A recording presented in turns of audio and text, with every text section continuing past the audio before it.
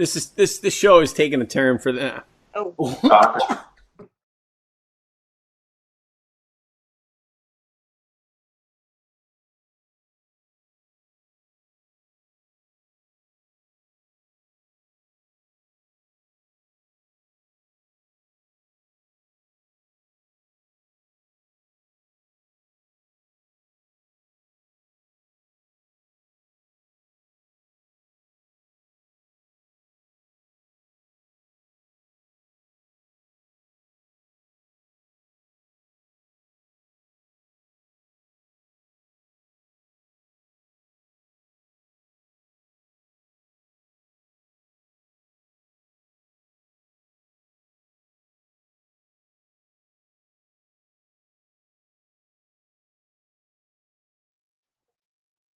Matt, how's it going?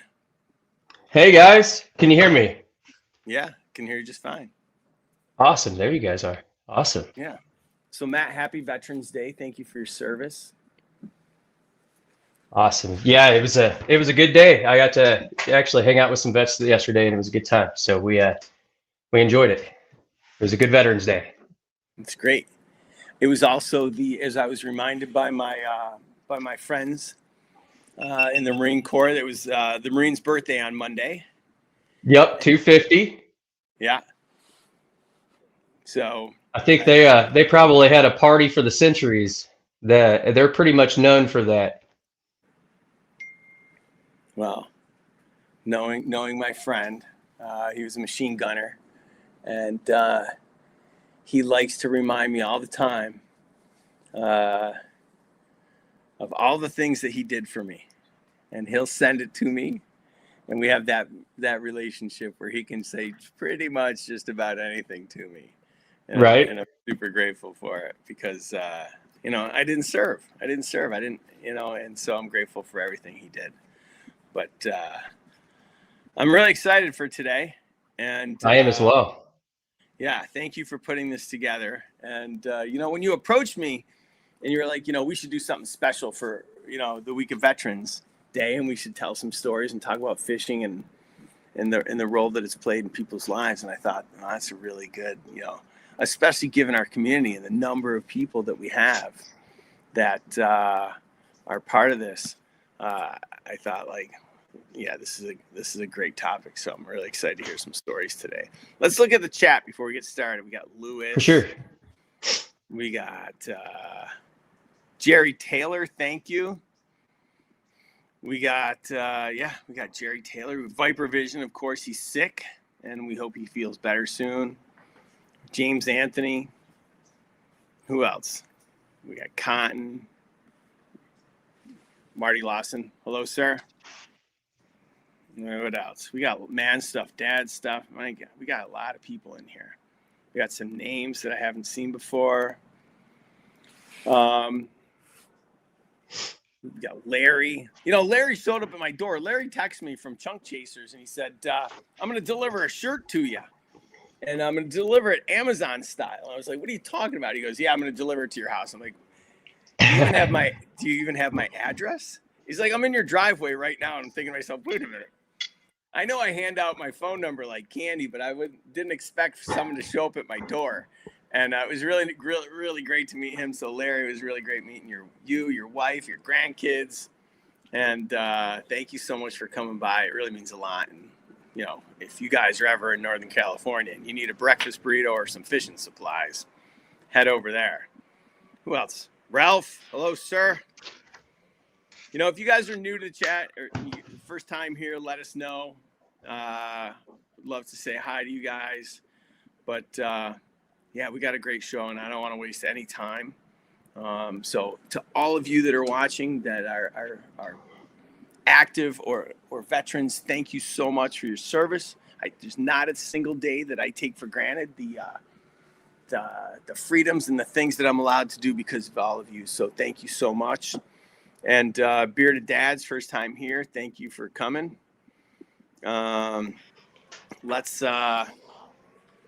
Yes, Army Bass Anglers. I'm sure we'll talk a little bit about them. You guys do spend a lot of time with the veterans and taking them out fishing. Larry at Chunk Chasers they got a boat, and they're sending people out left and right And I think we're going to talk a little bit about that today. So do you want to introduce everyone, Matt, or should I just bring them all on board and we can just intro? Well, I don't know. I think let's just bring everybody on because we've got a pretty spectacular crew, but I want them to tell how cool they are each individually because they all have some cool stories. All right. So first up, he's no stranger to the show. It's Chauncey Cotton, Fishing with Cotton. How's it going, man? I'm going great. Appreciate you guys bringing me on. Yeah, well, we're happy to have you here. Next up, we got from Army Bass Anglers, the president himself, Sean Dalrymple. How's it going, man? It's going good. Great to be with you guys. Just always awesome to hang out with you, Rick, and put up with Matt a little bit along the way. So try to at least. I do the best I can. I can do the best I can. Next up, we got Jay Stryker Barnett. Jay, how's it going, man? Hey, man, going well, man. Thanks, guys, for having me on. This is my first time, so guys, take it easy on me. I promise I won't be too bad on here. Fellow friends here, but thanks a lot, guys. I'm really excited about it. So, yeah, definitely. Thanks for being here. And then, last but not least, he's world famous. He is he's known throughout the land as the King of Cast King. Let's give it up for Jose. Let's give it up for. What's up, everyone? Hey, good seeing all these familiar faces again. Yep. Thank you, Rick and Matt, for putting this on. You know, this means a lot to not only us on this show, but the veteran community as a whole. Yeah. So you guys all serve this country, and you and your families made sacrifices that I will never, I'll never be able to comprehend. And I'm grateful for each and every one of you guys. I'd love to hear like a little bit about your stories and what it was like coming back and how fishing played such an important role in integrating back into normal life. So I don't know, Jose, you want to kick it off? Yeah, sure. For me, my situation was different from a lot because I was medically retired a little bit early.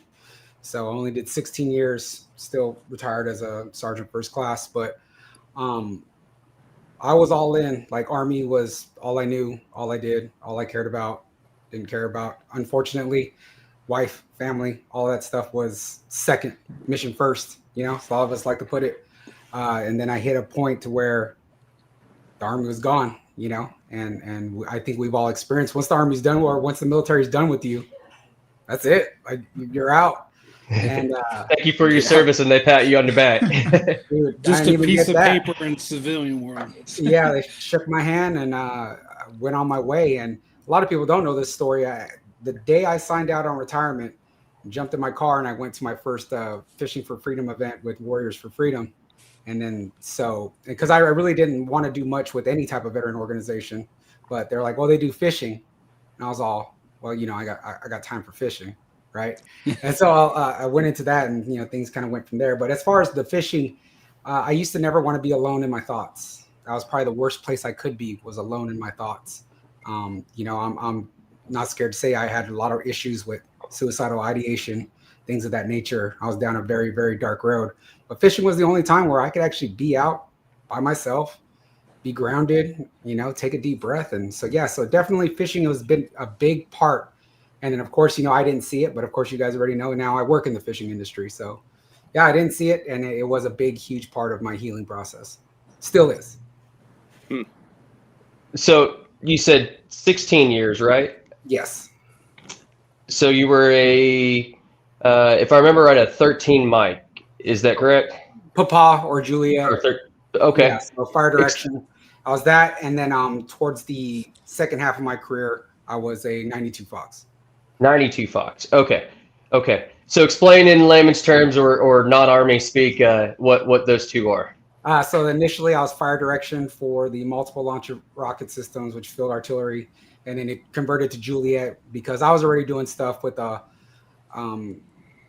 light artillery and everything. So now fire direction is one complete whole. And 92 Fox was basically petroleum fuel operations. Gotcha. Yeah. So. And so you kind of touched on it a little bit when you were getting out, but so tell me a little more about your transition story, because there's a big, huge piece of where you are today and how that plays into what you've done in the past and how you've generated that. What really kind of led you down the path to end up picking up a rod and having that be a big part of your story? So when I was getting ready to retire, we moved back to Oklahoma because originally that's where I met my wife, was when I was stationed at Fort Sill. And so we wanted to move back, obviously, originally being from California, you know, unless you got like Rick money, you can't live out that Southern California.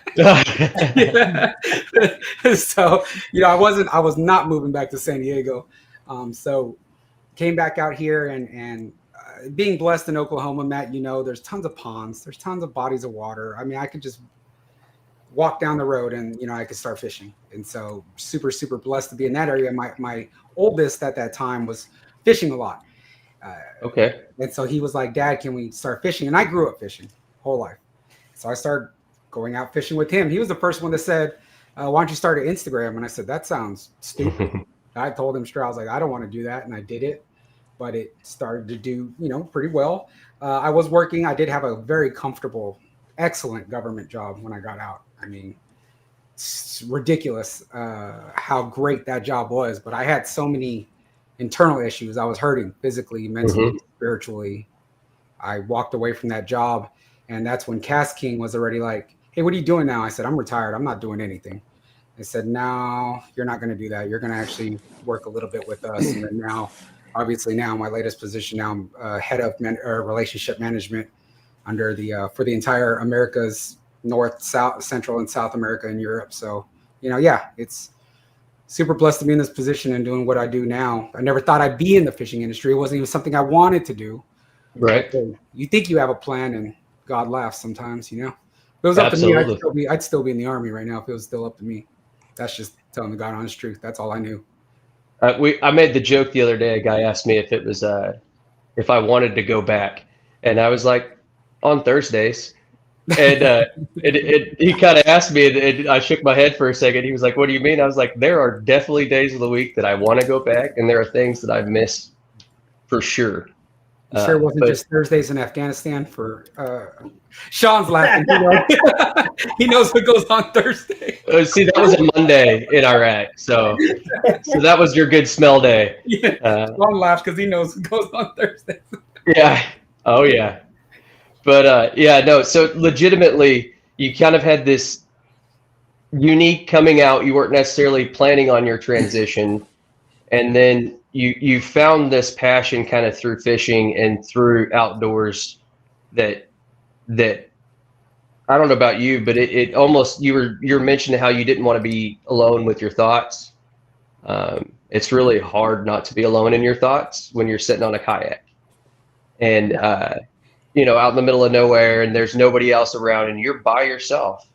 But it's something about, and I don't know if it's we're created this way, or if we're developed this way, or however you want to put it. But our body really has a way that when you put it in a state that is safe, peaceful, and resting, and heal. And I don't know if you found that, but that allowed me in that quiet place in my own thoughts to be able to transition. No, 100%. I agree with you. You know, if you can't control your own thoughts, you can't control your mind, you're not in control of anything, you know? So that was a big part of my healing, is being able to control my mind, to get over that, not be so down, wham, me, my PTSD, my depression, my me. I'm like, hey, you know, something's got to change. You got to get better, because you're really headed down a dark road. So yeah, you know, yeah, that it helps. And then now it's like, yeah, I prefer to be on my kayak by myself a lot of times. You know, get away from the world. A place that I can finally focus and get on my thoughts out. Exactly. That's really cool. Where, you know, phone's not going off. You know, all the craziness. Yeah, I could be out there and concentrate and get on some fish. That's cool. That's cool. I really appreciate it, and I really appreciate you taking a little bit of time to share your story with us, man. Because you know, we all have a different journey, and I really appreciate your specific take on it, because, you know, it's kind of that process of how we all come together. We learn from each other and develop as we absolutely. Absolutely. You know, and I wish more veterans would do stuff like this, share their stories, get it out. Get it. You have to get it out. You have to get, you can't let this stuff bottle up in your brain. Let's Jay, let's ask you to kind of share a little bit of your background. We've heard quite a bit about Jose. I know you've got a unique story. Well, I don't know if it's no more unique than anybody else. When you get, you get off that bus at basic training, I guess everybody's story is the same. So, you just figure out at some point which direction you're going to go. But I was told by my dad. He said, if you're gonna go into something, go all in. Don't half step. Go all in.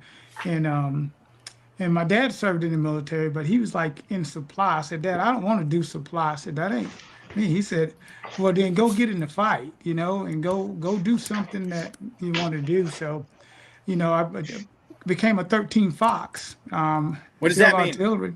13 Fox is a fort observer. It's a fort observer. We call in indirect fire. We have to know just about every system in the Air Force, Navy, Marines, you name it. We got to know everything about, all the enemy aircraft and everything. So it's a lot to process. You didn't realize it at the time, but that's a pretty cool process. But nonetheless, I went as a 13 Fox and the 82nd Airborne Division. So that was a whole nother, process, jumping out of perfectly good airplanes for a living. Right. Is what we did. And but I was on the edge of doing things. So, but in this process, and we think about what we're here talking about today, but in this process, all of those things actually built an identity for me, right? I'm around a brotherhood. I'm around a safety. I'm around the people that, got your back 100% of the time. So you feel in this family more so than anything. And I think then I became a COLT NCO. A COLT NCO is a combat observation liaison team chief. We lazed targets and blew stuff up pretty much. It was I was 1st Brigade, support for 1st Brigade. A COLT team is a brigade asset. So I was for brigade, 1st Brigade. So that's how I came up. And then we was called a striker team. So that's how I ended up with the call sign nickname. Striker. Yeah. So that's exactly what it was. And my call sign was Striker 1 for 1st Brigade, and how I ended up with that. But I decided when I got out, I wanted to make sure I had something that connected me to, my brotherhood. And this brings me to what I'm about to, get into, is that, when I left the military, leaving the uniform wasn't the hard part. It was so much as leaving the lifestyle, if that makes sense. Where it's like you walk off a cliff. Like, Jose said, it's no more you get to go back through that gate again. It's no more, looking around. So you wondering, okay, what am I going through? What is this shock, really, that I'm having to deal with in this process of coming out, into a civilian world? I think some of those tough transitions for me was, it seemed like nobody around me in civilian life had a sense of urgency. It was just like people are just slow, Pace is different. They don't want to do anything. And I'm thinking, I got that gung-ho mentality. Let's get it done. I'm up. I'm at it. So that's a hard part to leave when that's all you did was making sure you was on time. Everything was structured. So you lose that structure, and you listen to some of the things that civilian people was talking about. You really almost feel like I'm around people, but I still feel isolated. And that's very frustrating, because you like, I'm here, but I'm not here. Right. Right. I'm not connecting to any of this stuff. And so you go away, right? You go away. Where can I find a space where I can get away from this? Because I want to be around it. But then when you get away from it, it's even worse. Right. Like, what is this happening? So it's a lot of a transition of feeling out of place coming into the civilian space, but I had to compartmentalize. Now, one of the blessings of this, when I left the military, I had a stepping stone. I left the military and joined the police academy. And so I didn't realize it at the time, but I believe God was looking out for me, because he knew I'm gonna need some brothers around me and sisters at the time to be able to kind of see. So I actually went to become a DeKalb County police officer, and that really helped kind of occupy my mind space, you know. But it was a blessing and a curse because then, believe it or not, being in the military was, you knew who your enemies were. Right. Yeah. You get what I'm It saying? wasn't your neighbor either. Is that the same for all of you guys? Yeah, Yep. Say what? Yep. yeah, it's pretty much. You knew where the bad guy was at all times. Yeah, we had op orders. We knew exactly where we're going to strike, where we're going to jump in. All of that stuff was kind of, you know, part of the job. But when I transitioned into a police officer, the little old lady can be your enemy and you don't know it. Right. You know, and so you in that heightened alertness of awareness all the time. So, but it was still a transitioning process of coming out of that and going into another profession that really was even more so life or death Right. situations that I found myself in. But now, how did all this work with me fishing? My ability to grab that rod and reel was even multiplied at that point. Leaving the military, becoming a police officer. And I don't know if you understand that part of it. I worked morning watch. And a police officer, he worked morning watch. That's pretty much, you know, from 10 o'clock at night to 8 in the morning. It's when the bad guys come out to play, right? Right. But it was always tough you didn't know if you was coming home, no more than we knew, you know, in the military, but we did have a sense of, if it's not a conflict, we're not in a conflict, but every day was a conflict. So, but believe it or not, all of that kind of meshed with my leaving the military, falling into something that I had some structure, right? Because structure didn't exist in between that transition point, and that just drove me crazy. So I was able to move into one uniform to another and kind of ease that transition out into that world. But fishing, every time I had a chance to get to the water, just a simple peace would come over you, and a relaxation that says you can actually breathe.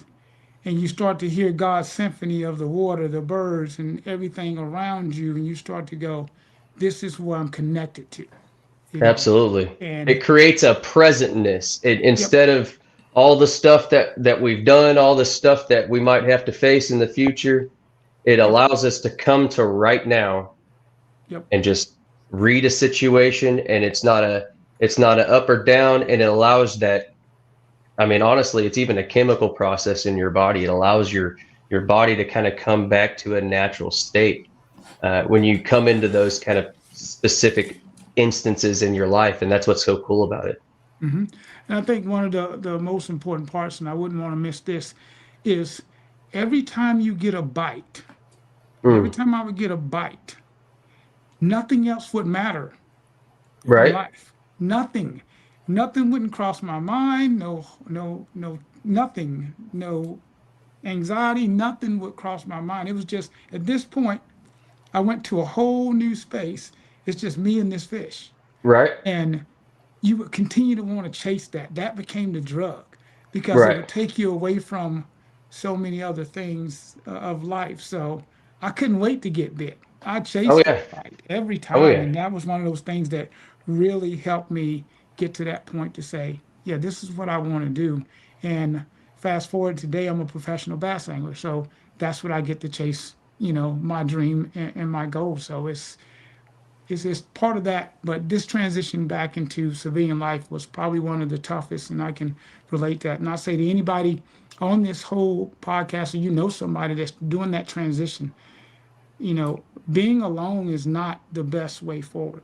Being together is. You know, we had, you know, always take your ranger buddy with you, you know, everywhere you go. And when you get out, you don't have that ranger buddy, but it's important that we make that opportunity to reach out to these veterans, and, you know, if they got VFWs around and other counterparts, to lean on those who've been there, because, hey, we need you.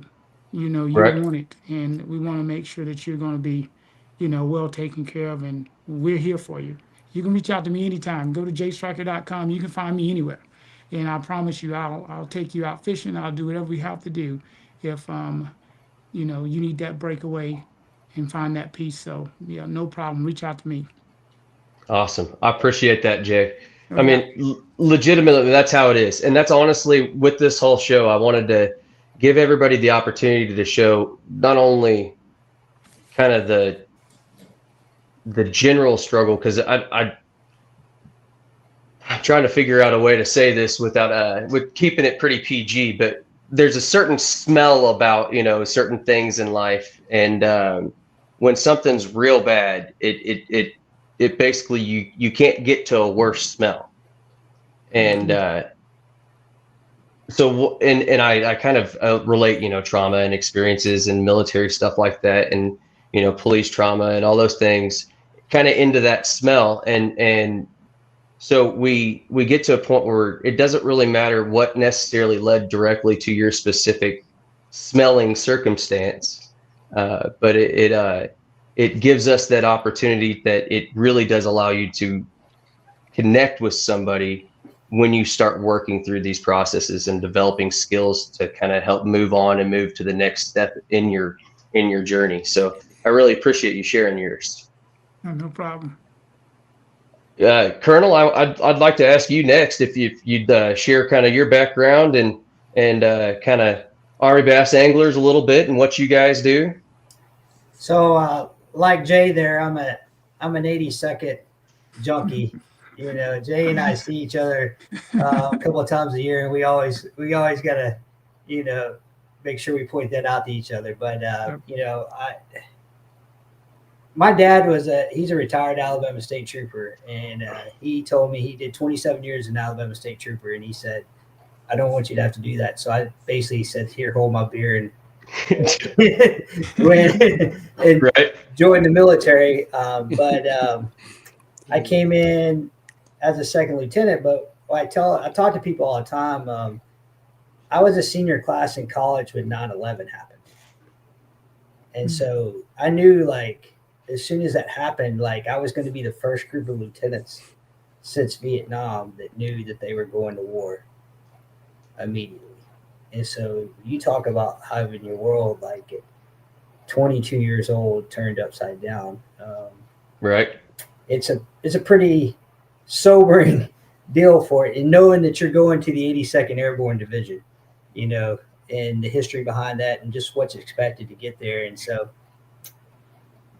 that's how I started my career. Worked with a lot of guys, and glad to have guys like Jay and Jose on the field artillery side of the house, because they ain't nothing when you're a 26-year-old captain and you're in a firefight, and you got somebody that you can hand those aircraft over, and you get that fire distribution center putting rounds where they need to go. Oh yeah. They make your life a lot easier. But what that means is, I say that my story and talk about what the military did. There's a meme that I always go back to. There's a guy sitting on a Humvee in Afghanistan with a flak jacket on, with a hand mic up to his ear, and says, "Realizing I will never be this cool ever again in my life. This is the coolest I get." Yep. This is the coolest I get." And I'm sure, like, everybody has that same feeling when you get out and come walk away. I mean, I talk to people all the time. I'm like, when you tell people, like, the movies don't do a good job of telling how young the soldiers are or the lieutenants are. I mean, I was 23 years old the first time I was shot at. And I remember my platoon sergeant coming to me, my 3 squad leaders coming to me, and my platoon sergeant, who ironically we bonded over fishing, Todd Roman. To this day, that's still what we call each other, talk about. He comes and he says to me, "Hey, sir, what you want to do now? This is where you get paid the big bucks." And I always tell people, the irony of all that was everybody I was looking at was all older than I was. Right. And so that's the part that when we talk about the things that we've been asked to do, the things that we do, and that adrenaline that we've done. I mean, jumping out of airplanes, I mean, being in firefights, the things that we saw downrange. I mean, that's just like living the life it's the scariest but the most fun that you've ever had in your entire life.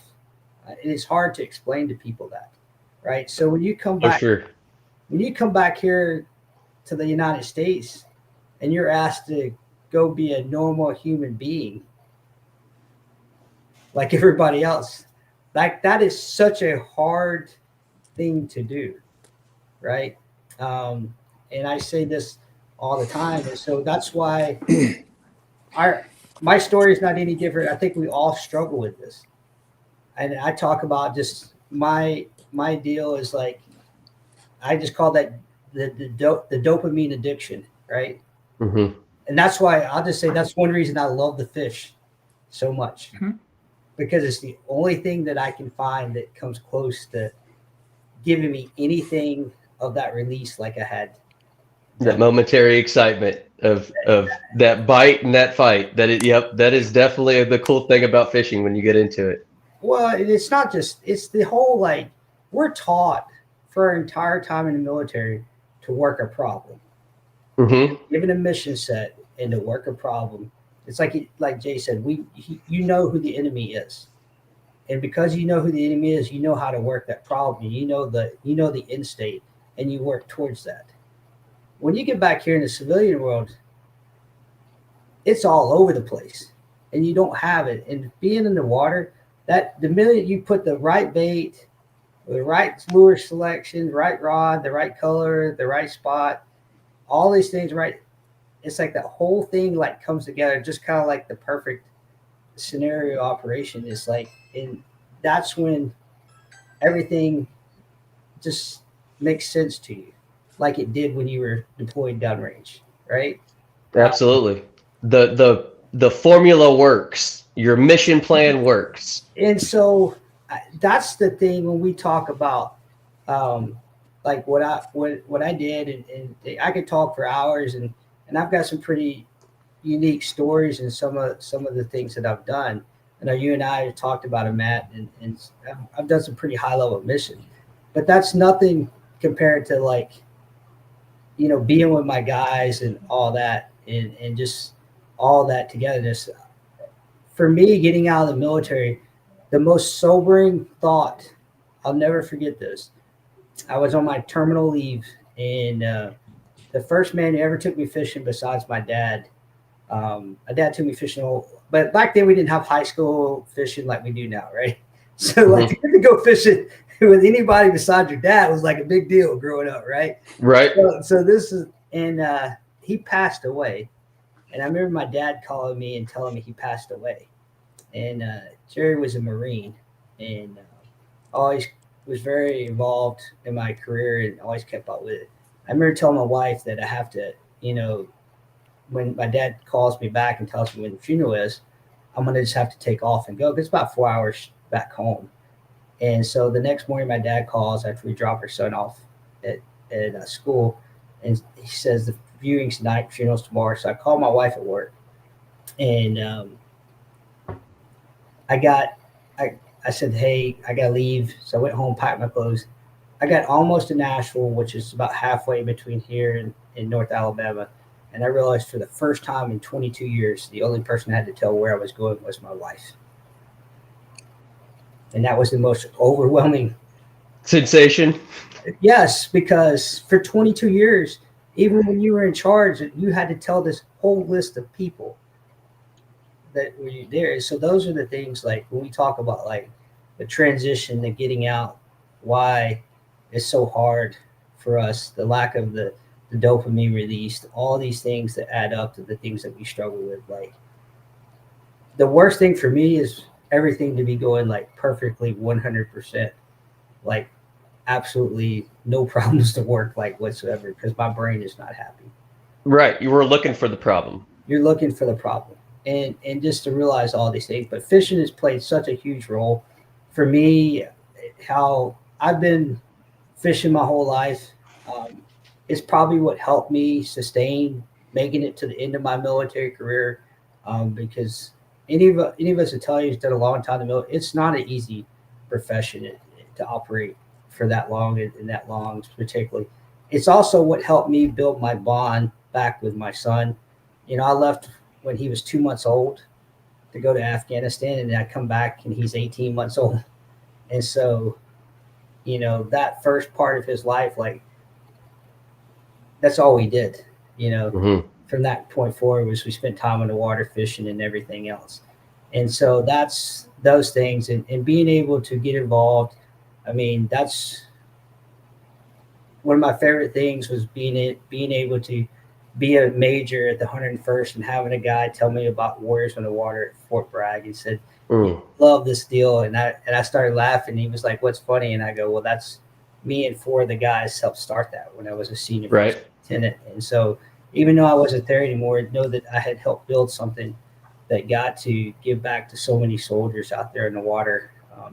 And it's led to getting to do what I do now with Army bass anglers. I mean, I say all the time, I tell high school kids that if I had not taken a command in the 82nd Airborne Division, and I'm sure, Jay, you get asked, oh, how do I get to do what you get to do, right? And I tell high school, I'm like, look, I'm here today because I commanded a company in the 82nd Airborne Division.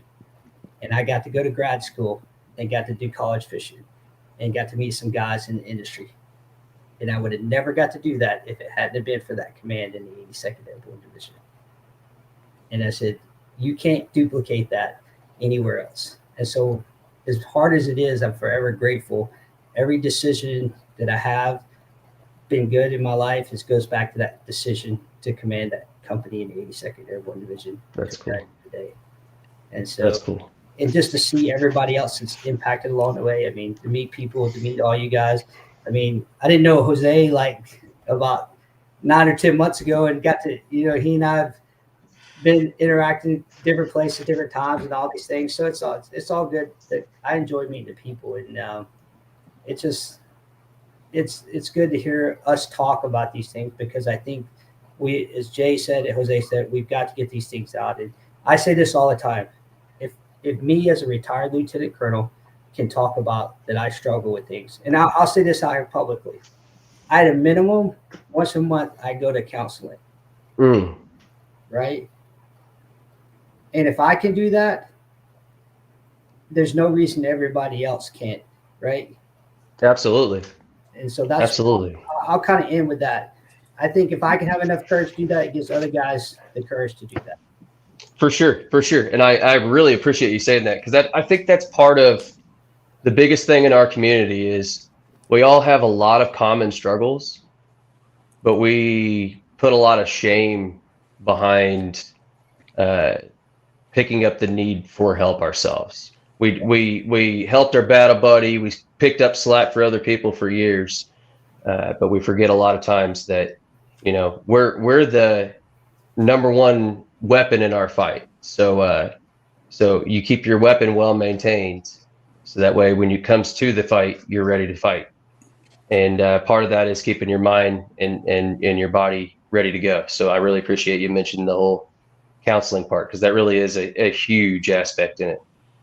You know, Matt, I think I agree. I think that, you know, thank you for sharing that, Sean. I think for men in general, I think all men struggle with that, because I think it goes back to a previous generation. I think we were taught as men, we don't show our emotions, we don't cry, it's a sign of weakness, you keep that shit in. And I think what we've created is this society of men that, like, this is why we have a lot of the struggles that we have, because we keep it all bottled in until we can't keep it in anymore, and we ruin our lives. We cause ourselves all sorts of unnecessary stress because we are, right. We're just taught that way, right? I think we're starting to see a change, and it's, you know, it's one man at a time. And I think just the courage to raise your hand and just be like, I need some help, because I got to put the oxygen mask on myself first, because how can I be a better father, a better husband, a better, you know, whatever, boss, it doesn't matter if I'm only taking care of part of myself. And so, correct. Yeah. I love it. Yeah, no, I mean, honestly, and I've spent myself, I don't know, I've spent hundreds of hours in counseling, and still continuously. I just spent a whole 2-week thing actually out towards Rick's direction at UCLA for a traumatic brain injury, and a whole portion of that was counseling based and functional neurology, and it's such a big part of it. I don't want to say asking for help, because in all honesty, it's admitting that you don't have every tool and you haven't received every bit of training you can receive, and it's the desire to get better. So I don't know, that's a cool thing. I appreciate it. And yeah, so and what I might add is having the courage, Matt, I might speak out of turn and say something that I shouldn't, but like having the courage to seek out that counseling and bring your partner into it, right? She said to me at dinner, with Matt going through what he was going through and me participating in it, gave me so much more compassion for the struggles in which he's having.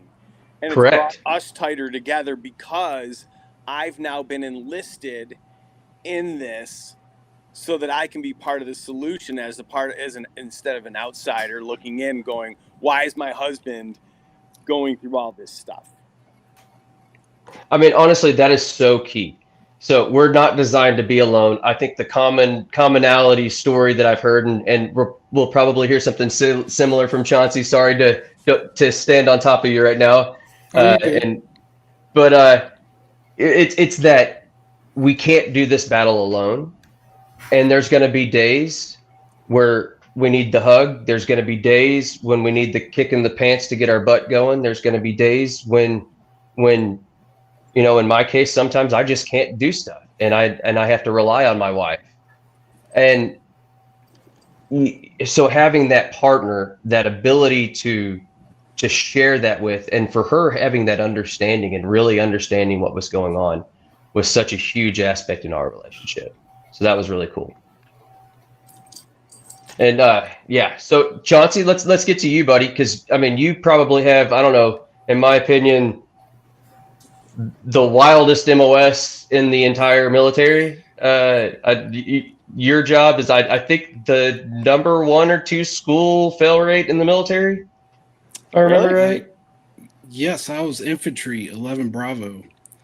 But before I jump into my story, I want to say what brought me to Monster Bass in the first place before I jump into my story. Back when Rick started Monster Bass, I had different subscription boxes coming to my house, like multiple. And when Monster Bass first started, I got, I believe, the first or second box ever.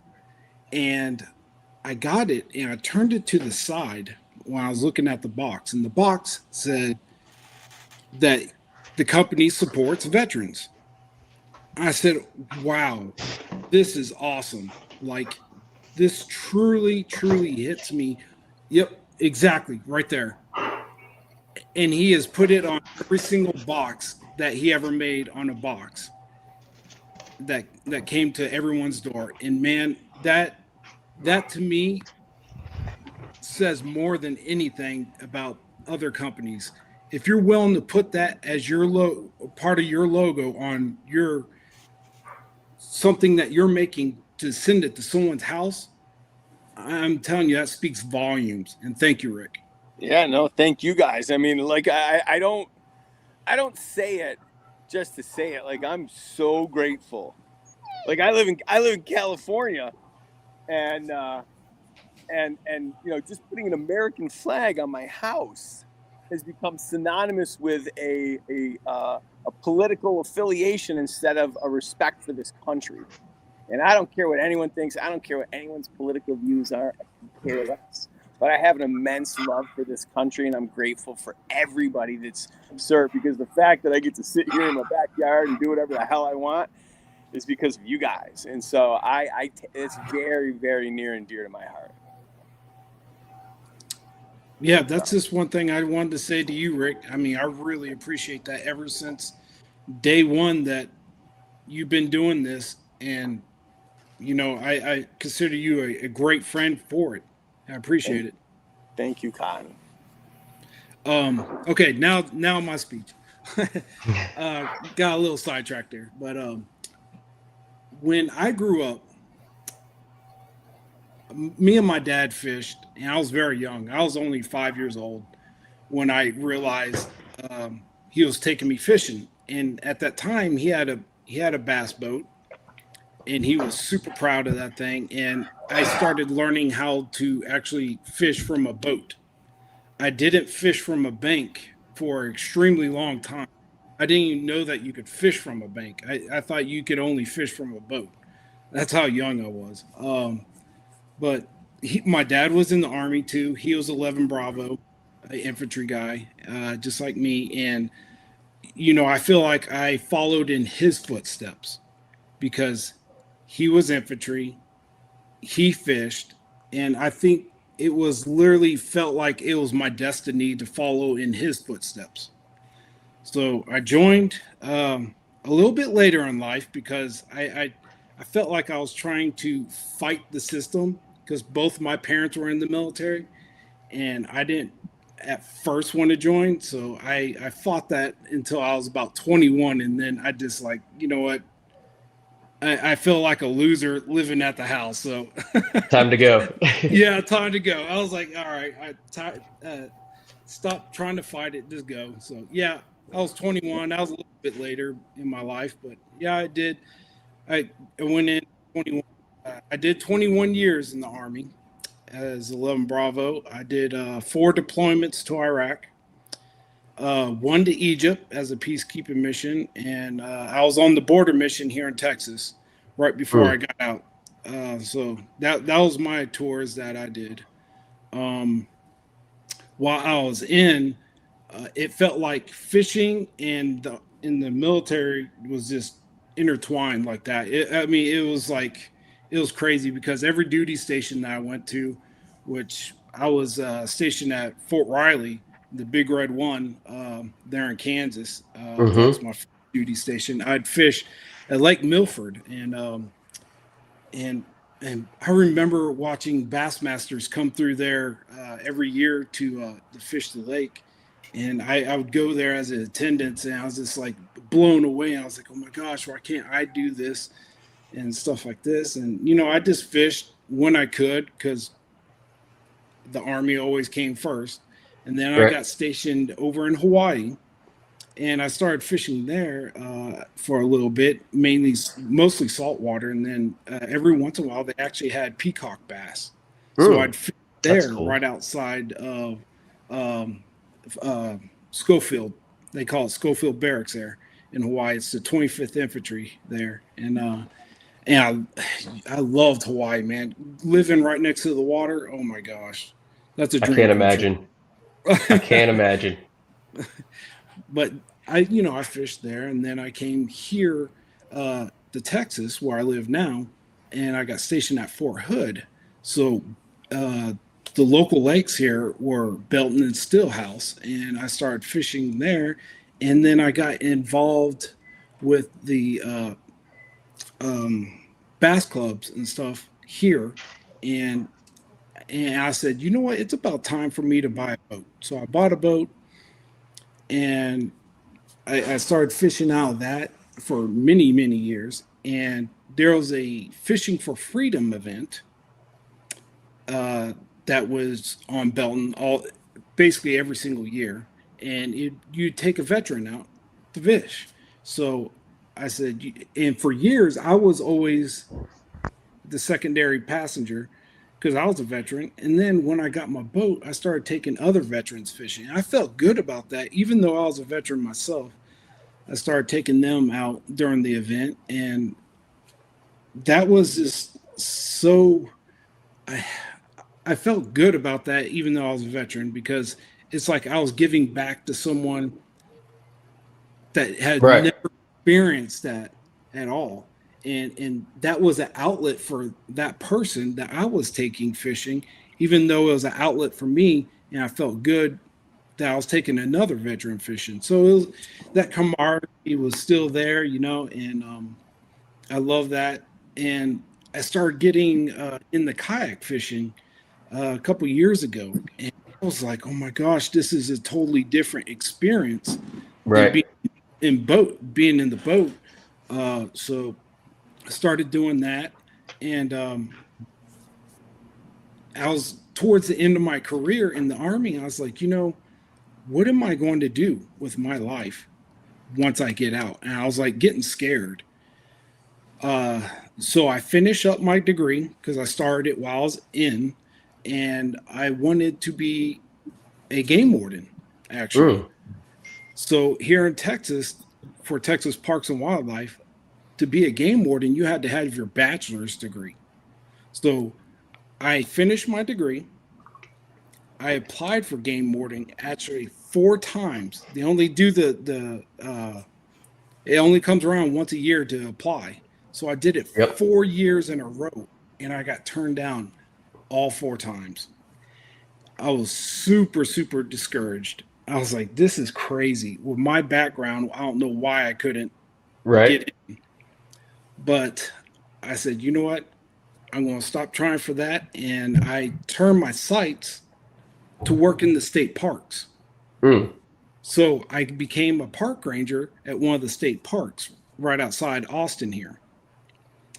Well, I did that for about a year and a half, and I just landed one of the best job in the world. What is it? Seriously, with Texas Parks and Wildlife. I just transferred over 2 years ago as the boater safety training specialist. So I teach boaters ed. So I'm just super excited about my position now. So I just, it's just crazy how the Army and fishing intertwined just led me. I'll lead you. Yep. How has it helped you, Chauncey? How's fishing helped you assimilate back into civilian life? I do a lot of fishing tournaments. So when I'm doing these tournaments, when I did it on the boat and did it in kayak still, that competitiveness and camaraderie that you get when you're at tournaments, it feels like I'm a part of something again, just like I was in the military in a close knit group. And that's what and I'm sure all the rest of these guys can relate to that. You have this tight knit group and you just feel like you're buddies again, and that's what you miss the most. It truly is. It's not about, these other things that people talk about. It's, man, if you don't have that camaraderie in that tight group, you're lost in life as a veteran. You really are. Well, Absolutely. You truly want to be a part of something that you miss. And that's what I really feel that it really connects me back to being a part of something. When you guys, and I'll throw this out to the group, but when you guys take a vet fishing for the first time, do they instantly feel it? Like, what do you guys notice when you take a guy out on the water who's suffering from PTSD and you take him fishing? He forget about his day to day. I noticed that right off. Oh yeah. It's almost like that childlike taking a kid out for the first time that open a present up on Christmas morning, and that's the excitement and joy that they've missed for so long. And I think that's why I enjoy. I'm sure these guys. I enjoy taking those guys out and watching their expressions, their face, because of what you said, Rick, asking that piece, like, can you see it almost instantly? That's the look you see. Is that it's almost like they go back in time and become a kid again. For sure. And I think you hit on a good point there. Is when I take a veteran, and a lot of times when I take a veteran, they bring their son or their daughter with them, and watching their kids see their parent light up is like an amazing adventure. So it just, fires you up too to say, let's go put you on some fish. Let's go, keep this moment going for them, because this is where you're really making that impact in that actual, it's not outreach at that point, it's in reach. And when we're there, and it's amazing watching that transition. So that energy, you see the energy shift. It's amazing how that happens when we're on the water. That is for sure. Sean, I don't know if you want to mention about Fishing for Freedom, Texas, but I think you're pretty familiar with that event that Chauncey was talking about.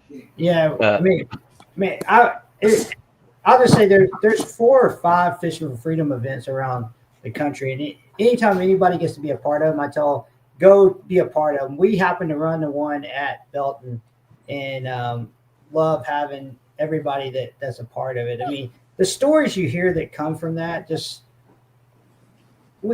this wasn't so much a bet. I'll share this one. This was pretty cool. We had a 16-year-old kid drove 4 hours to take a veteran fishing. I mean, I was like so impressed by this kid that he thought enough to do that for a veteran was just an awesome deal. And I think that's when I think about all of them. I think it's not just it's that we see the best of everybody, from the boaters to the veterans, when we do these events. And I think that's what is so cool about the fishing world just in general. When we do these events, it brings out and it just lowers the anxiety level because you see stories like that. I mean, I couldn't just narrow it down. I wouldn't want to just promote the one in Texas, because I say this all the time. There's not enough of these events around the country. Agreed. To do it. We need that. I just say that there's I've done the one at Truman. They're good friends of mine. You know, hopefully I would love to bring the one back at Fort Bragg. I mean, I would love to get that one back up and going. I mean, I just think that we need more of these events out there, and I think that's just a big deal. I think it's a huge deal. So that's just kind of how I feel about it. I would ask this question to everybody, and I would throw this out there. I always thought it was unique for us being in the military, was how cool it was, all the different places we got to fish throughout our careers. Oh, for sure. Did y'all ever think about that? And like, that's something that we kind of like take for granted, that being in the military, like when we talk about the pilots intermingled and intertwined together. I mean, I know, Jay, you're just not stationed in one place. So when we were growing up, you didn't take long trips, you know? Right. You're talking about special places. I actually got 2 really special places that, because of the military, I got to fish. The first one was actually Saddam's palace. Yeah. So he had that. He had his palace, and there was a kind of like a U-shaped lake around it, and they had all the palaces around it. Well, I got to fish it, and lo and behold, the fish I did catch was a carp.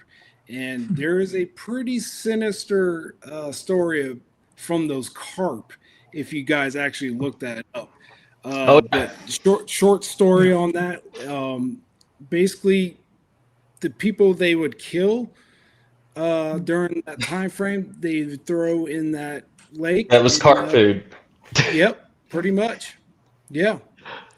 So found that out after I caught them, but yeah. That's one of the coolest places I got to fish. And the second was actually I got to go into Israel when I was in Egypt, and I got to fish on the Sea of Galilee. Oh, that would be cool. Oh, wow.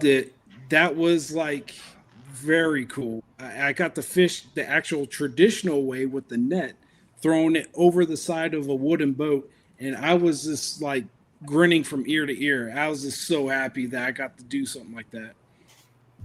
That's cool. Yeah, I figured, Rick, they might like to hear some of the cool places that we get to fish that normally everybody gets to fish like that. Yeah. I mean, even Ralph in the chat's like, yeah, I fished there too. And I'm like, wait, everybody fished it.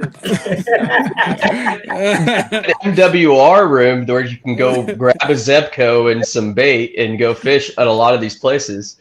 Yeah. Like I fished on Fob Kalsu, and then at Fob Delta was right on the Tigris River. Yeah. So you would walk right out to the water treatment facility where we pull water in out of the river, and you could fish right there.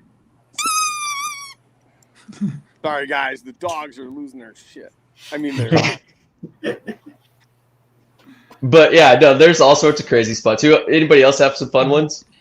Any other wild countries? I remember fishing. It wasn't really. We went through Japan and we went to Guam, and I got an opportunity to really enjoy some really good fishing out there and deal with the the the Guam people and really eat some authentic cuisine out there. It was really cool to do that. And so, yeah, there's been some pretty good, but bringing it full circle and back home, I think Alaska, when I was stationed there for 3 years or so, that was the best. That almost ruined me of bass fishing. Oh, Period. I can imagine. It almost ruined me of bass fishing. If everything what they say happens there happens. So Oh yeah. Did you fish the Kenai? yes, yes. I the went Russian up there. River. Yeah, I went up All there that. and fished the Kenai. That is beautiful area. Oh my gosh. Yes, yes. I think I remember my first jump out of an aircraft up there was a Chinook, and literally we landed in 12 feet of snow. And you want to talk about landing like a pillow? The best landing I ever had. Swear to God. Crazy. So, but it was, been in the Yukon and all those places. Like I said, the military really broadens your experience. And I think when we loop that back to when we leave that life, we're actually missing a lot of those things too that just civilian Right. world ain't going to provide you. There's no opportunity. Right. There's just this, you just ain't going to pack up and go that way. So, but I know one of the trips I did make, and I'll bring this into it, is that when I PCS from Alaska back to Fort Bragg, I decided to drive from Alaska to Fort Bragg. Wow. And just a journey of a trip. And Man, I'm not going to get into all the in-betweens and all the things I did, but I had a great time. Oh, I can imagine. Just that was one of the fun parts. But like I say, those are experiences that you get to now do. You did then because you knew later on you might not get that opportunity to enjoy those. So those are some of the things you can reflect back on and say, I really wished, I had done something, or I'm glad I did something. So that is one of those things that, we're able to be part of. Right. That's really cool. Yeah, no, I've always wanted to fish Alaska. That's one that's on my bucket list for sure, is to go up to the Kenai and catch Chinook and what all. There's several species in there, but yeah, just that would be amazing. Well, When I they was call there- it combat fishing up there. They call it combat fishing, especially on the Russian River. Everybody's shoulder to shoulder. And when you're casting, if somebody get hooked up, everybody, down the line or up the line, I think it's down the line, have to move their lines out of the way because the salmon swim upstream. So when you cast you got to cast upriver and let your bait kind of bounce down to the fish that are coming upstream. So when you link up, that's where they're going. They're not going downstream, they're going upstream. So you have to be kind of in that mindset of, fishing totally different, but it is a whole lot of fun. That is cool. That is cool. I did a charter up there while I was up there. When I did the Kenai, did a charter to go get halibut, and halibut is like flounder here in the lower part of the U.S. But like this halibut, dude, they could get like 300 pounds. I was gonna say they're huge. Yeah, they're huge, and the meat on them are like that thick. Yes. And I went out there and we were fishing, and we were using 5-pound weights, and we were just throwing it out there and just letting it sink. It was like 300 feet deep. That's incredible. Yeah, it was crazy. And we were pulling these halibut up, and then one came up that was bitten in half. I was like, is that a shark? And they're like, no. I was like, what is that? They're like, it's probably killer whales. I was like, you're kidding me, right? Oh, wow. And lo and behold, here they come up to the surface, and it was killer whales eating them from the bottom as soon as we hooked them. It was crazy. Yep. That's Alaska for you. That is so cool, guys. Oh man, that is incredible. Jose, you got a story of fishing while you were in? I know you spent several years in. I think you started more after you were in the military, though, right? More towards the end. Initially after when my father passed, because he's the one that got me into fishing, I didn't pick up a rod and reel for years. And I think I was so heavily in on, mission first type of deal. Mm-hmm. Now, when I got into a team where we did a lot of TDY, like a ton of TDY, and a lot of it sometimes, depending on the equipment, we had to travel. Like my government travel card was never off because it just had to be at the drop of a hat. Submit your detail, Right. you got to go. And so when we would drive our government vehicles, our government rigs, we would take off. Of course, we get to where we need to go. Now, government Army travel regulations, you can only drive like X amount of hours a day, and you have to stop. So depending whoever my teammate was, we would plan coming back all the places we can stop and fish. So like we'd have to, because you have to stop every 2 hours. You have to take a break. So we would plan that out. We would go all the way through Colorado, stop and fish. There was one time I saw the signs that said National Park Service, this and that, and he was like, "Do you think we should fish here?" I was like, "Man, we're in the GSA, and no one's gonna say anything to us." We stopped, and National Parks and Services pulled up on us, and they're like, "We were just wondering what's going on. We saw the government plates. We were like, oh, we're just goofing off over here." They're like, "All right, you guys are good." We're like, "Yeah, we're good." And it was like, funny. "You're not going to catch anything on spinning gear. You got to get some fly gear." And I was like, "All right." He took off, and I caught a beautiful. It was my first ever brookie. It was beautiful, and I was like, "Where is that MFer? I want to show him that I can get it." Right. I can catch it on spinning gear. Yeah, that was funny. That was me and another buddy, and we would literally throughout Texas, Colorado and back, and we would always plan it like we were fishing the entire time. So it was funny. They'd come out and check our trucks, and they'd be like, "Oh, you guys got rods and reels?" We're like, "Oh, Yeah, that's why I break. That's when I got comfortable, even with like a 2-piece combo. You put it away. Right. I used to be against it, but you get a quality one. Hey, they're perfect for a truck combo. Oh yeah. I've been running actually a couple of years. I think I got one from you at the Classic, and it's been, just kind of one of those where I can break down and throw in the back seat of the truck, and when I roll next to something, I'm like, "Yep, let's go fishing."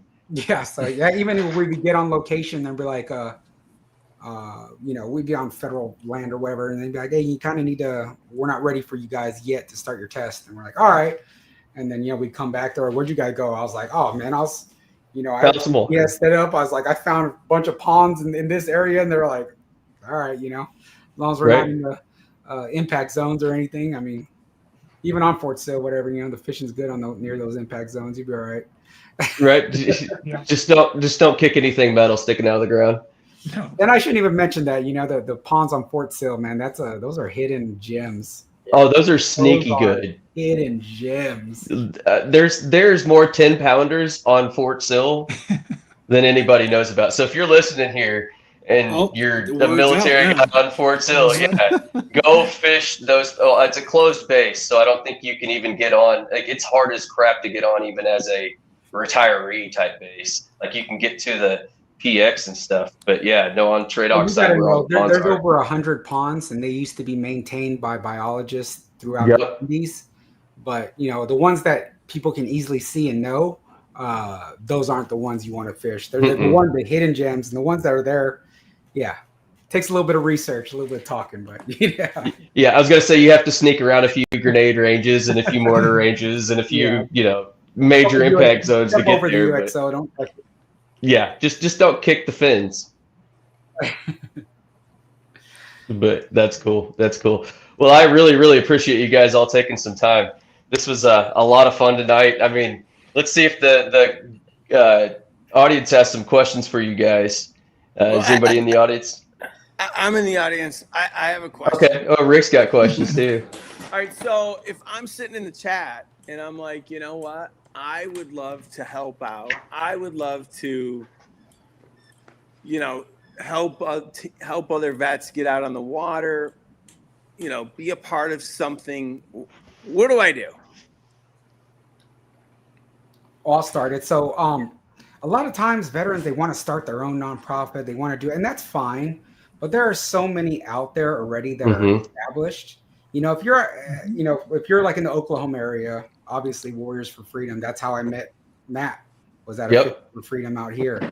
So there's a lot of local organizations now. As far as a nationwide, you got to hit up Sean and Army Bass Anglers. They're all over the place. And even though it says Army Bass Anglers, I know he'll say it's everything. Don't be scared by it because it's Army. They have the Marine hunting and all that. There's also heroes on the water. They have chapters all over the United States, but really look into your local nonprofits because obviously they've got the resources already set up in your area. Mm-hmm. You know, but then on a national level, yeah, there are the bigger ones or that you can look into. But definitely look into the nonprofits because the nonprofits, the ones that are doing good and doing right, they need all the help that they can get. Oh yeah. Yeah, I there's know like it may not be veteran focused, but look at your local bass clubs. yeah. Just get out there on the water and be with a group of guys if you're a veteran and connect with people that you love to do is fish, and that connection is going to make you feel so much better that you're a part of something. So just get out there, look online, just type in local bass clubs in your area and literally they'll pop up. Yeah, and sometimes you can check with like state agencies because like they'll have like some events throughout the years, and they're looking for they're looking for volunteers to help out to take people fishing. So like the Parks and Wildlife or the game the fishing game of whatever particular state. They'll do events throughout the year, and so as I already mentioned, there's many others like the Fallen Outdoors, good buddies of mine. They do a lot of good stuff. They have different chapters throughout the United States, and that's why I say you never know like where you're going to find a place to fit in. But the bass clubs really are a good way to get out there, and because if you have a boat, I mean, and you know that you got a veteran that really needs a, I mean, that's a good way to get a co-angler to be in the bass club right there. I mean, that's the easiest, simplest way at the lowest level to really make a difference right there. Yep.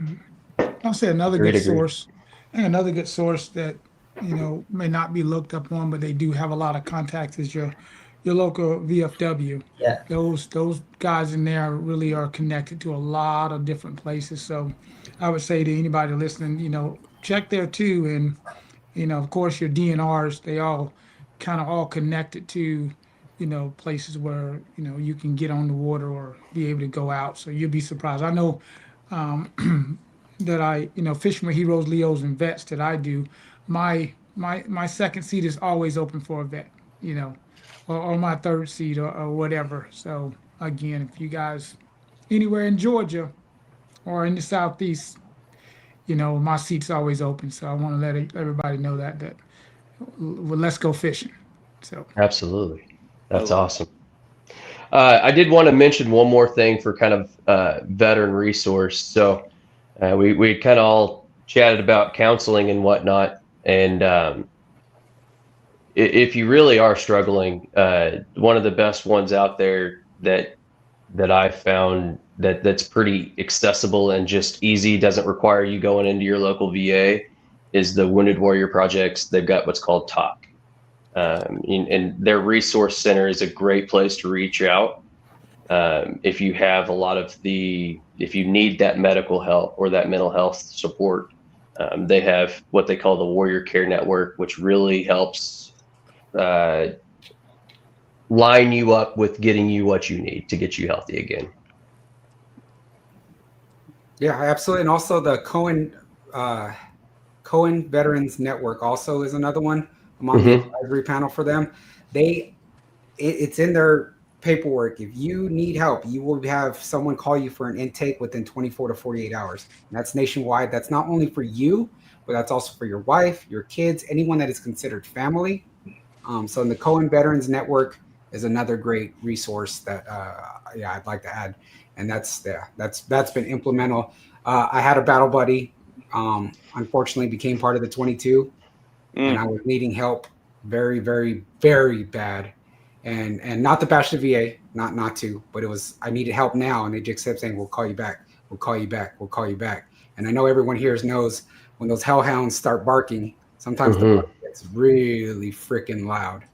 And so I got in touch with someone that put me in touch with the Cohen, and within an hour, they called me back and had me already start the intake process of starting to go through and get the help that I needed. And that was remote too, because I was just very in a bad place. And so it was just, hey, let's talk. And they did great things for me. And that's why I'm super blessed with that they invited me to be on their advisory panel this year. Yeah. Hey, Matt, That is I would be remiss if I didn't say one thing that I think I find going across the country that I always find unique too is the number of people out there that haven't applied for their VA benefits. So guys, if you're listening to this podcast and you haven't applied for your VA benefits, go apply for them. You deserve absolutely. it. I'll share a story real quick. I had a guy come up to me in Western Oklahoma, an event we were at this past August. And him and his wife came to me. He said, I came back to see me because a year ago you gave me the courage to go get my my VA benefit. He was an 82nd guy like me and Jay were, and he just didn't think he deserved it. Right. If you served, you deserve it. It's something you're leaving on the table. And the VA doesn't do a really good job messaging you to apply for your benefits if you don't apply for them when you leave service. And I think we'd be remiss if we didn't like put that message out here to say, hey, that's help, but it's also money if you qualify for disability that you're leaving on the table. And there's education benefits. I've got 2 kids in college right now that are getting free tuition and things like that. And so each state does such a great job taking care of their vets if you go through and do the process. And a lot of times, if you have trouble, there's all the VSOs, the Veteran Service Organizations, where it's the VFW, the DAV. It all depends on where you live. There's a multitude of them out there that'll help you through the process. You don't have to do it alone out there. So I think that's such a huge deal, and we'd be remiss if we didn't say that. Absolutely. And honestly, I mean, what got me right out of the military into a house was the fact that I had my VA loan. So don't be afraid to use your benefits for sure, because I mean, you signed on the dotted line and raised your right hand and you did solemnly swear to do and uphold. And so guess what? This was part of that deal as well. And so don't feel bad about receiving the benefits that are allowed for you based on what you signed up to do. You guys find that, like, is this a thing? It really is. Huge thing. It really is, Rick. Rick, Wow. I worked with a guy that was he was a Vietnam vet, and he didn't believe that he deserved his benefits. And I convinced him finally to go in, and he went into the VA, and he actually got 70% when he actually went in. And I said, dude, just think about all that time, that whole gap, once you got out to now, that you have 70% of all the money that you left on the table. And VA, healthcare and all this stuff. He like literally just left it on the table. It's a mental stigma, Rick, because people think wounds are visible. And I mean, a lot of us our stuff is not a visible wound. I mean, when all of us hurt, I mean, I'm sure Jay's like, I mean, when you wake up in the bed in the morning, when you jumped out of as many airplanes as me and Jay have, you have to motivate yourself to turn around and get on the side of the bed.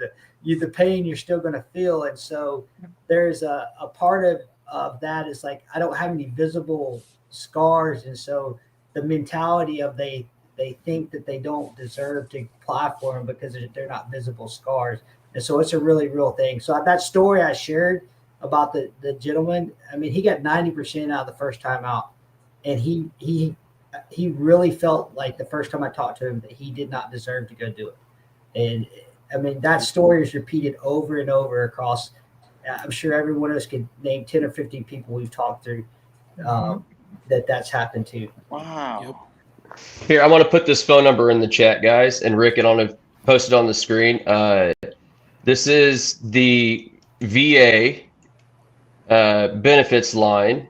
I have it memorized because I've had to call it so many times and sit there and listen to it. But in all honesty, that is the number to call to start your disability benefits. This is the number to call to get your verification for VA home loan. This is the number that 100% of your benefits run through this right here. And give them a call and in all honesty, start and say that you have a you have a desire to put what is the term? I'm trying to remember this. It's called a notice to file. Yeah, notice the file is correct. And you do that right now. It locks today in and gives you 12 months to get all of the process started to even file your claim. Okay, so just because you haven't filed a claim or you don't have all your paperwork, call them today. It locks it in today. So when they start your back pay process, it goes back to today. So yeah, just a little tip and trick. And I'll say one more, like if anybody ever needs help or anything, like reach out to me or anybody, one of the Army Bass Angler guys. I'm sure any one of the guys on the live stream here will help you. I mean, because we'll point you in the right direction. Because absolutely. I mean, I'll tell you what we did, and like I said, I used the DAV, but that sea was good around here, and I didn't do it alone out there. But I also know different places have different VSOs that are better than other depending on where you're located at. So just people's subject matter expertise in the area for different VSOs tend to be different. So I don't recommend one over the other. That's why I like to put that out there. They're all just about as equally able to assist you.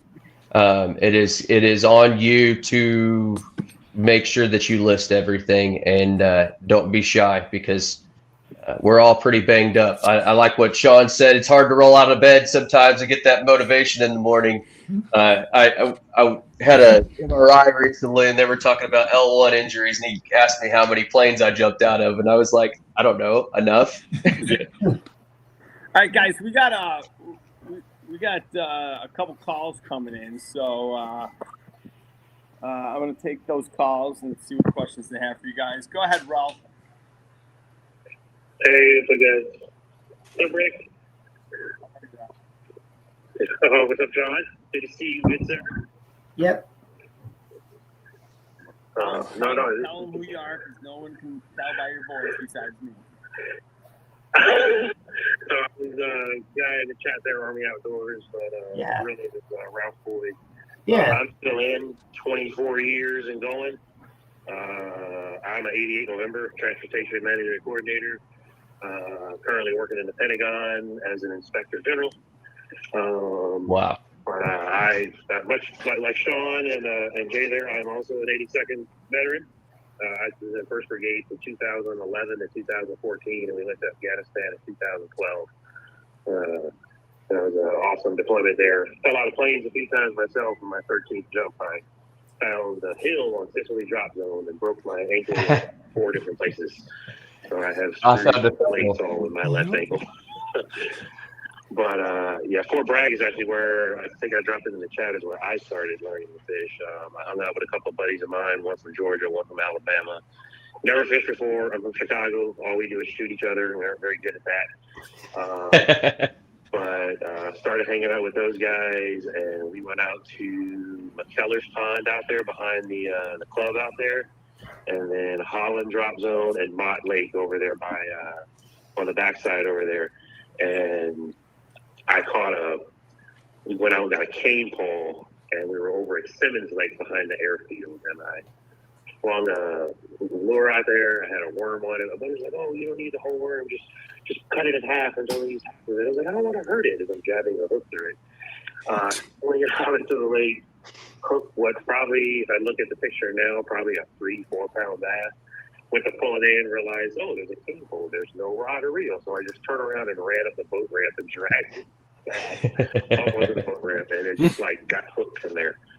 And I was just like, this is kind of fun. And I went to Dick's Sporting Goods that day, bought a spinning reel, small little tackle box, and it has just grown into now what is a 20-foot bass boat sitting over here in the parking lot by the marina by my house. So Love it. Yeah, it was one of those things. When I broke my ankle, I couldn't jump anymore. So I dragged at that point. They're like, okay, free service was long, sent me to Korea. And I couldn't bass fish there because there's no bass fishing in Korea. So I went down the YouTube rabbit hole. I was just telling some guys yesterday, I told Rick earlier, we had a big Veterans Day bass tournament here in Virginia at Lake Anna, about an hour south of Fort Belvoir. and it was 100 boats. Only rule is everyone, either the boater or the co-angler, had to be a veteran. And in many cases, it was both. I was fortunate; I had a retired on first class in the boat with me, 34 years for him. And I was telling him, like, it just, you don't. I came up, so I'm 41, so maybe a little younger than some of the guys. The social media group is what brought me up. So, you know, for as much hate as the Googans get, that's kind of where I started before they were even Googans. Me and Rob Turkler, we were actually in Afghanistan at the same time in the 82nd, 2012. He was right down the road in Kandahar while we were in Bagram. And so just watching them, watching Gene, Pete Denson, all those guys coming up doing YouTube before, it was like, this is more than just sitting there with a hook and a worm and a bobber. And just then you turn into the tackle junkie and go down that rabbit hole. But no, it's been great, and you guys hit on so many different points. The VFWs and the regions out there, they're the ones who think would be in. My VFW in Kentucky at Fort Knox, they did a kids fishing derby all 3 years I was there. Still do it every year. Last year there at 23, we had over 300 kids, and we get so many of those organizations that chime in and help. And every kid left that tournament with a rod, a tackle box, and memories for a lifetime. From infants to 18, it was amazing. So, yeah, you guys did a lot of stuff. I just a lot of nerves. I just wanted to call in and just say that, like, this is amazing. Rick, thanks for putting this together. Your support is obvious. Your passion is obvious. You can tell you're genuine when you say it. I've seen you get emotional.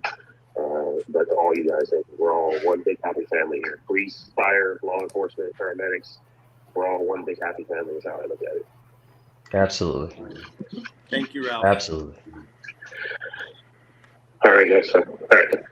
Thanks, All right. Ralph. Well, you guys have a good night. Talk to you later. Thank you, sir. Ralph. We have one other. You guys got time for one more call? Yeah. Yeah. All right, we're gonna take one more call. He called while Ralph was on.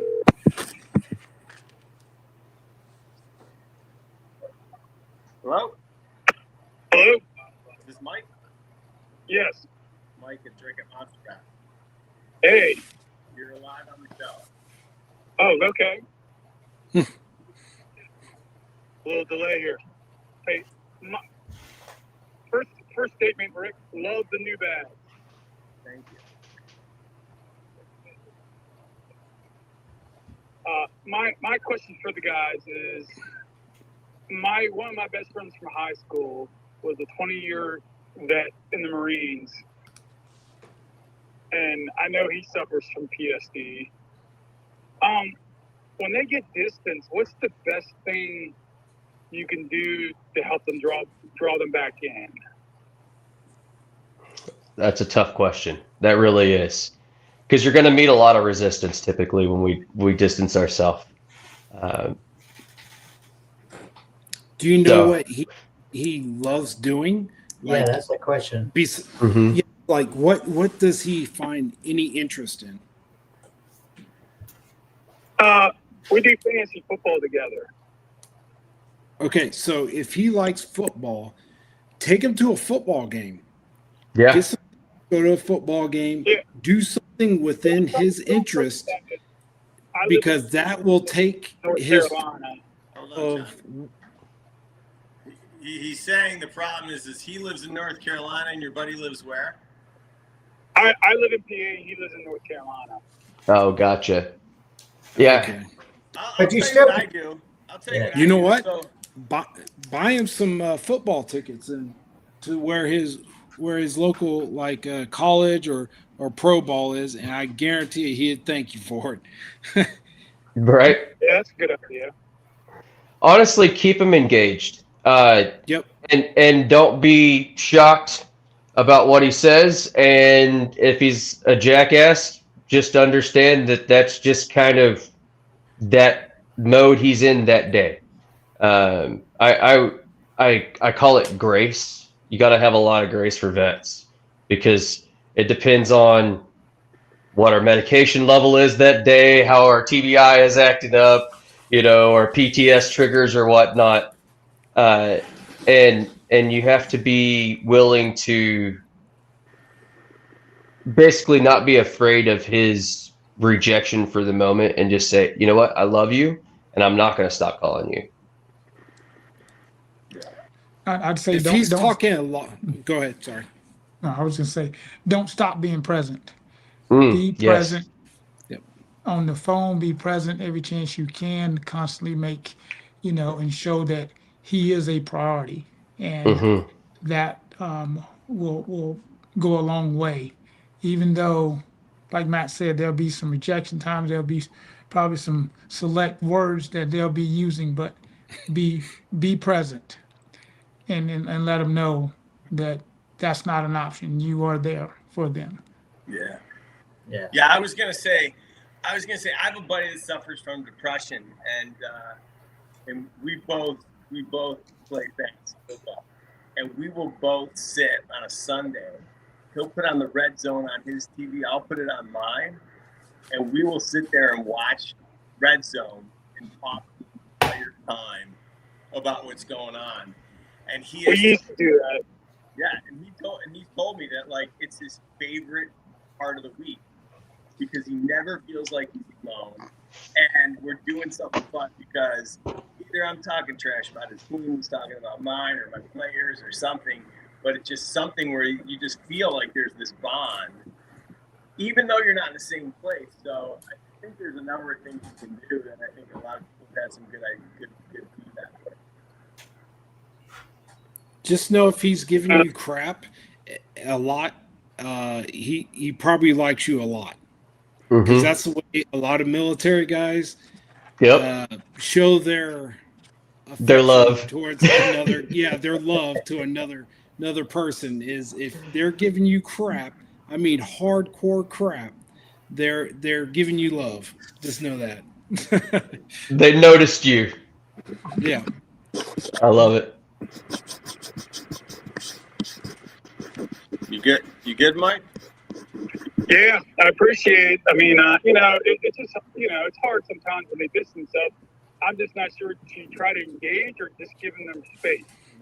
Space is never good. I mean, you just gotta be present with people. I mean, that's the toughest deal. I mean, let them know that they're important to you. That's another big key piece of it. I think that's the part where as long as you know that they matter to you, and that keeps them knowing that they have people that care about them along the way. Absolutely. Yeah, and if you feel awkward to like jump in and like maybe you feel like you're bugging them, a big way that I've engaged with people is, well, obviously a lot of guys know I make stupid videos online, right? So sharing memes, like that's a good way to break the ice. I can tell sometimes, just having that emotional intelligence to see when my fellow brothers and sisters aren't doing well. Maybe they start posting some dark stuff or, being real weird, posting really negative, start saying negative things. I'll just send them like a funny meme. That's, right. Good icebreaker. And when they reply back, haha, that's funny. Boom. There's you broke the ice. Versus saying, hey, you good? The answer is always going to be, I'm good. Yeah. I'm fine. I'm good. Yep.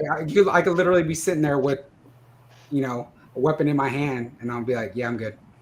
That's kind of what happened with my buddy. I called him, checked on him, and he's like, I'm going to call you right back.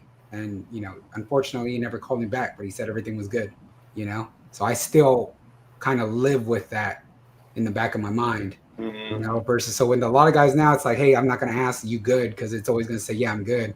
It's like, just kind of break the ice with something. Like everyone said, share whatever his favorite sports team is. Send him a meme making fun of that team or something. You know what I mean? Like making fun of the college that he follows or something. Just kind of break the ice. Still let him know that you're there. But yeah, it's tough. It's tough. It is tough. It ain't easy. And then every single person is different. What makes Matt, Rick, Tick is different from what makes strikers, Sean, and Chauncey. What breaks the ice with us. We're all different. So, but you just do your best, brother. The fact that you're even calling in and asking these questions, that already lets me know everything I need to know about you, that your heart's in the right place, dude. Absolutely. Keeping up, if you're a religious person, prayer, you know what I mean? And just try to be that light in this dark, dark world for a lot of us, Agreed. Right. Well, I really appreciate the feedback, guys, because, you know, what you guys have done for us, you know, you can't say enough, you know, and you just want to be there for your best friends when they need you the most. Well, you're doing it. Just keep doing it. All right, thanks for taking my call, Rick. You got it, man. Have a great night. Yep.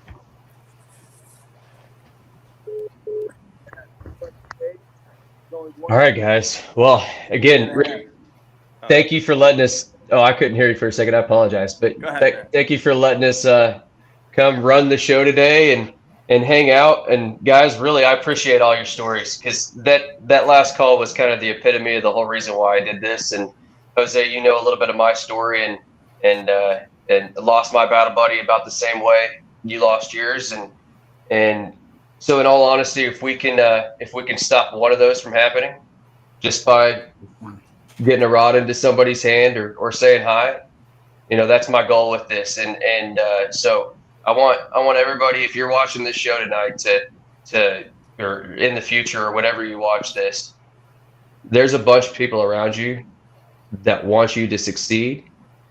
And I promise you, even though I haven't met you personally, there's a bunch of people that can sit here and understand how crappy it can get, but we can also sit here and explain how much better it can get. So don't give up today, and keep pushing through to tomorrow, because tomorrow is worth it to be here for.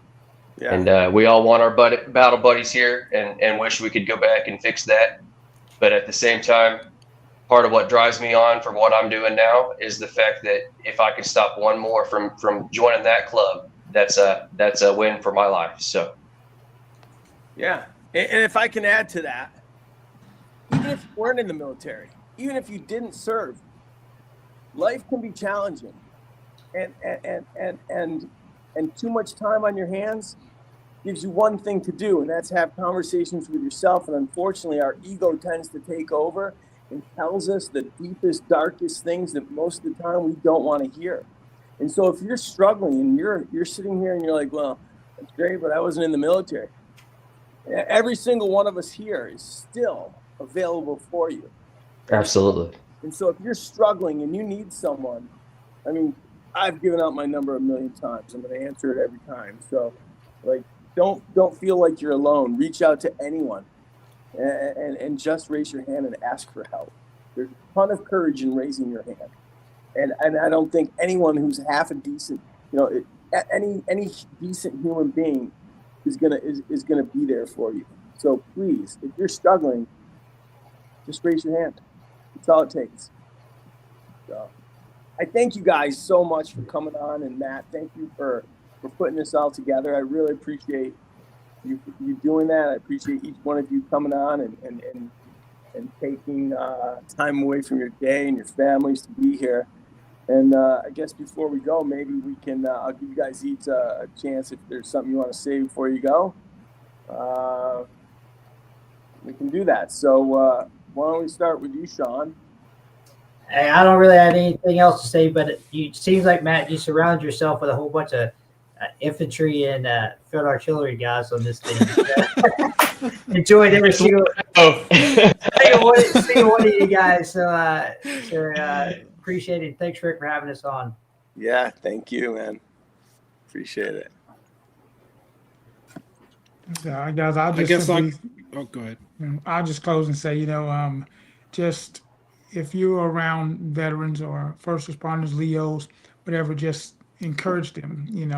The outdoors is a wonderful place to lay a lot of those issues out, and the water is truly, truly a healing place to be. And so get them outside, let them breathe, get them calm. Trust me, it will transform some things. So definitely that's a big encouragement to do that. Thank you, Jay. Jose? Yeah, what's in the past is in the past. All those hardships, everybody goes through everything. But like Sean said earlier, what he went through made him who he is today. And I think all of us can agree. No matter what it was, veteran or not, everybody goes through crap, and all those hardships make you who you are today. It's part of your story. Whether you have to take it second by second, minute by minute, day by day, things will always get better. Things are always going to get better, and the world is better with you here. If you ever need anything, veteran or not, people already know they could reach out to me. We're all here. If it wasn't for the military, I wouldn't be where I'm at now because of the skills that I learned. And if it wasn't for fishing, I wouldn't have great friends like every one of you that I've met here on this live stream that we've connected. So yeah, thank you for having us, having me on here, and every single one of you matter. Thank you. Well said. Well said. Chauncey? Well, how do I follow up to these three guys? Oh my God. They pretty much closed it out. Okay. If you're here because fishing's an outlet for everyone, whether you're military or civilian. Look, just get out there and fish, man, because that's what your passion is. Because if you're here for fishing, that's what you love to do. So just get out there and keep pounding the water and get that big one, get that double digit. It's going to make you happy as soon as you land it. Matt, thanks for having us all on together right here for a veteran tribute. And Rick, man, ever since I've known you, dude, you've done so much for the veterans, man. And I truly cannot say thank you enough. That speaks so much volume that you put veterans in the forefront. I mean, in the front of everything that you do for Monster Bass. It's truly special. Thank you. Thank you. I do it because I really am, like I said, I can't say enough. I'm really grateful for all of you. Grateful for the sacrifices that you and your families all made so that I can live my life the way that I do. So, Matt, is there anything you want to close this show out with? You're not alone, and trust me, we want to hear from you, so reach out. So if you need something, don't be afraid to lean on somebody, because there is somebody that wants to hear it, and I'm one of those people. So it's if there's a billion people on this planet, that need to hear something today, know that there is somebody that wants to take time and spend time with you, and you're worth that. So don't take our opportunity to spend that time with you away. Well said. Well said. All right, guys. Well, listen, thanks again for coming on the show and for all that you guys do, all that you guys did. And the world's a better place because of the fact that you're all in it. So keep living your best lives. Thank you, sir. Thanks. All right. All right. Bye, guys. Okay, bye-bye. See you. Bye. Wow. That was a great show. I'm going to bring Matt back on. Matt. Yes, sir. Thanks for putting on a great show. Man, I appreciate you letting me come do this. Yeah. About a month ago, when we had that first conversation of wanting to do this, it was like I'd actually just seen a post from my Battle Buddies page, and it was his mom talking about, here's another year, and so it was just one of those where it was like, that's right around the corner, and Veterans Day, what a better opportunity to tell a veteran that we love them, and what a better community to reach out to and say that there's a reason you're here. And if it's to fish or if it's to do something else, it was just, we love you and we want you to be here with us. Yeah. Yeah. Thank you, Matt. Yeah.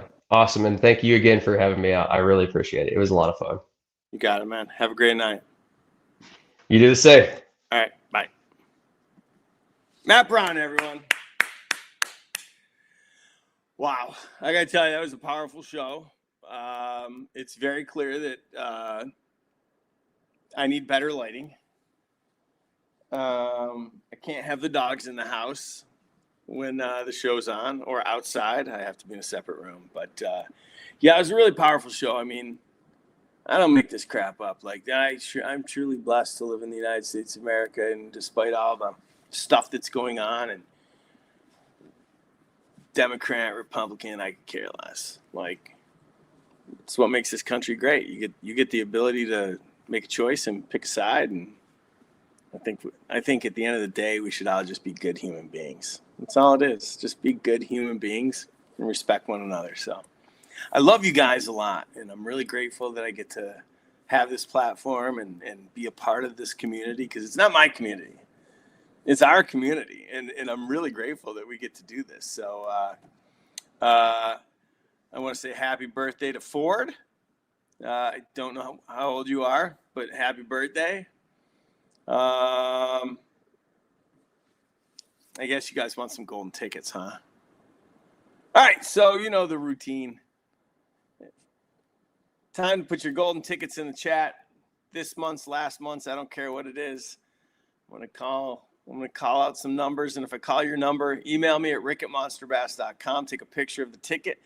I need your name, your email address, your name, your cell phone, your address, and your shirt size. I'm going to pick some, and we're going to see what we can do.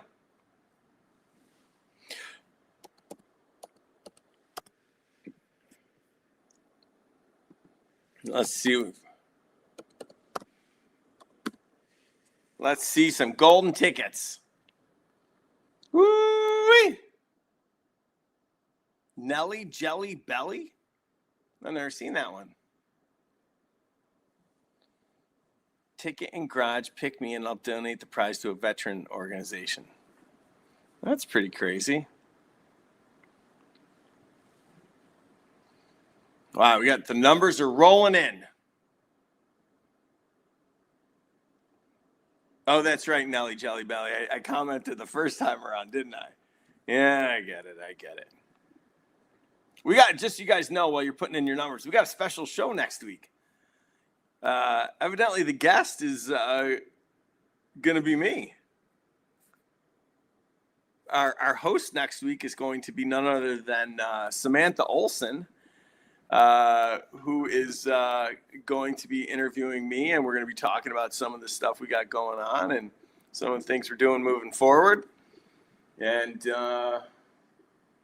she asked me today if anything's off limits, so I said no. So if you've got questions that you want her to ask me, I'm all for it. Like, call in, ask the question. You can ask me anything you want. I'll answer it. Within reason, we got to keep it PG for all the little ones watching. Okay, numbers are coming. I picked my first one. About to pick my second one.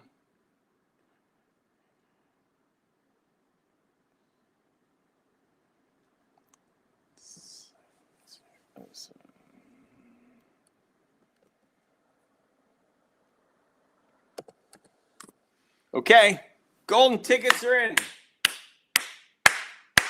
Thank you guys for sticking with me. Tonight's golden ticket numbers are 5. Wait, put my number in. Someone else can win. Tonight's golden ticket numbers are 54762 and 70851. If you got this, email me at rick@monsterbass.com. If not, I'll see you next week. Do me a favor if you liked it. Hit the like button on the way out. Just give me the thumbs up. You can do that by hitting the X on your thing, getting rid of the chat, and right there you'll see it. And we'll see you next week. I love you guys. Have a great night. Let's see. Good night.